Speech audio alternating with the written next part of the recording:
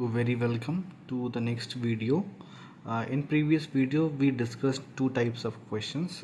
एक तो with condition वाला क्वेश्चन हम लोगों ने सॉल्व किया था बेटा, और एक विदाउट कंडीशन वाला सॉल्व किया था। और मैंने कहा था कि विद कंडीशन इट मीन्स जब नया पार्टनर एडमिट होता है एडमिशन के थ्रू, तब वो अपनी तरफ से कंडीशन रखता है कि मुझे अपना शेयर दोनों पार्टनर्स में से कौन देगा या दोनों पार्टनर्स देंगे।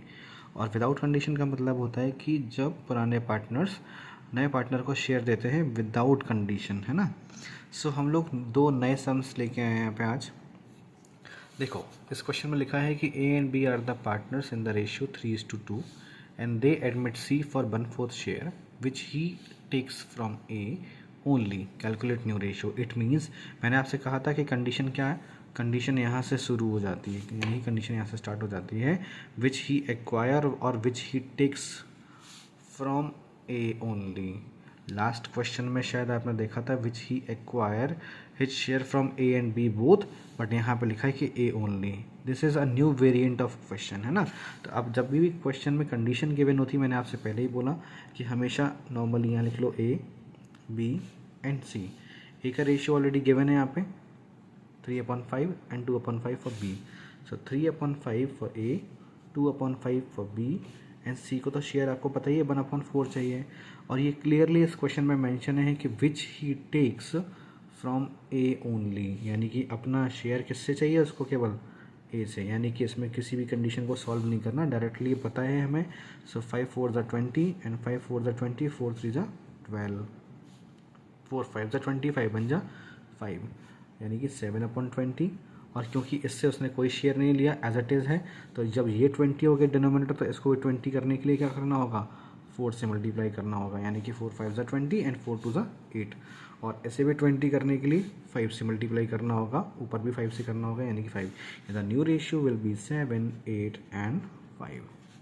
मेरी बात क्लियर हो गई। यानी कि ये भी कंडीशन वाला क्वेश्चन है, बट इसमें कंडीशन डिफरेंट टाइप की है। नाउ अगेन अब one more question without condition, एक और क्वेश्चन है विदाउट कंडीशन। ये डिफरेंट है पहले वाले क्वेश्चन से। देखो कैसे, इसमें क्या लिखा हुआ है कि A and B are the partners in the ratio 3:2, ये तक समझ में आ गया। They admit C for the 1/5 share and they decided, they means A and B, यानी कि पुराने पार्टनर ही डिसाइड कर रहे हैं, नए वाले पार्टनर की तरफ से कोई कंडीशन नहीं है। They decided their future profit ratio between them 2:1। समझ में आ गया। यानी कि इसमें जो नया पार्टनर एडमिट हो रहा है सी, इसकी तरफ से इसके शेयर के लिए कोई कंडीशन नहीं है। पुराने पार्टनर्स ने ही अपने कंडीशन खुद ही बनाया है अपने रेशियो के लिए, कि पहले हमारा रेशियो ये था, बट अब इसको ये हिस्सा देने के बाद हमारा रेशियो ये होगा।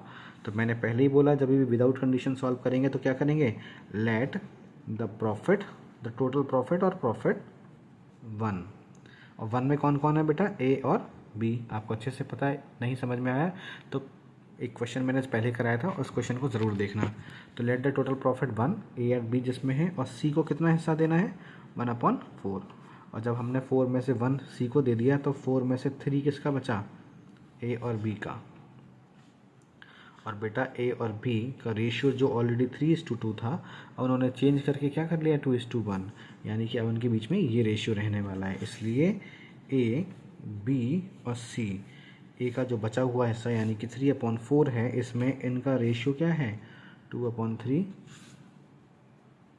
और 3/4 यानी कि बचा हुआ हिस्सा 1/3 इसका। और आपको पता है सी को 1/4 चाहिए चाहिए, यानी कि 6/12, 3/12, और इसको भी 12 करने के लिए यहाँ मल्टीप्लाई 3 से, और यहाँ भी मल्टीप्लाई 3 से, यानी कि 3, यानी कि 6 3 3, और इसको सॉल्व करेंगे तो 2:1:1।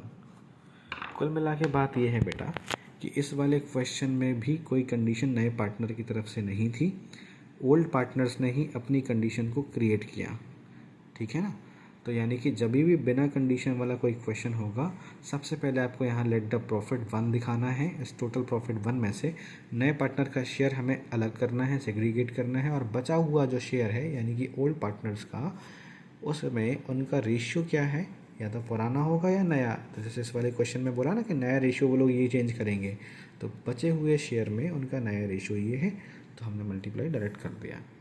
जब भी कंडीशन में नए पार्टनर की तरफ से कंडीशन होगी तो उस कंडीशन के सॉल्व के बेसिस पे क्वेश्चन सॉल्व होगा। अदरवाइज विदाउट कंडीशन वाला केवल सेकंड वेरिएंट ही ऐसा है, इसके बाद कोई वेरिएंट इसमें नहीं है। So thank you so much. Comment section में हमेशा की तरह फिर बताना कि क्वेश्चन का सॉल्यूशन समझ में आया।